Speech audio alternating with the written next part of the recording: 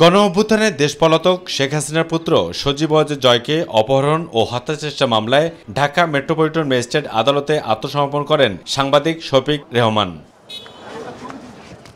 এই মামলায় শফিক রেহমানের বিরুদ্ধে 7 বছর কারাদণ্ড ও পলাতক আসামি হলেও আদালতে আত্মসমর্পণ করায় তার গ্রেপ্তারি পরোয়ানা প্রত্যাহার করে নিয়েছে আদালত। আমি এখানে আসতে দেখেছি সারা পথে পথে লেখা খুনি হাসিনা।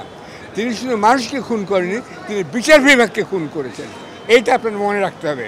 এরপর সাংবাদিক শফিক রেহমানের আইনজীবী জয়নাল আবেদিন মেজবা কথা বলেন, সাংবাদিকদের সাথে তুলে ধরেন আদালতের আদেশ। আজকে আদেশ উনি আত্মসমর্পণ করেছেন, যেহেতু এটা ফিজি পলাতক দেখানো হয়েছে, আর ওনার বিরুদ্ধে যে গ্রেপ্তারি পরোয়ানা ছিল সেটা প্রত্যাহার হবে।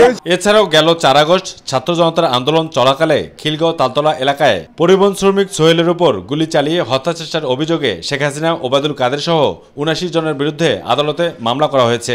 সে প্রাক্তন প্রধানমন্ত্রী শেখ হাসিনা, ওবায়দুল কাদের এবং সব মিলায় বেশ প্রায় 79 জন আসামির বিরুদ্ধে সে মামলাটা করেছে। অপরদিকে খিলগাঁও রেলওয়ে কাঁচাবাজারে গেল 21 জানুয়ারি 523টি দোকান ভাঙচুর ও লুটপাট এবং চাঁদাবাজির অভিযোগে শাহজাহানপুর থানায় ব্যারিস্টার তাপসকে প্রধান আসামি করে একটি মামলা দায়ের করা হয়েছে। অবশ্য তপু, মাই টিভি, ঢাকা।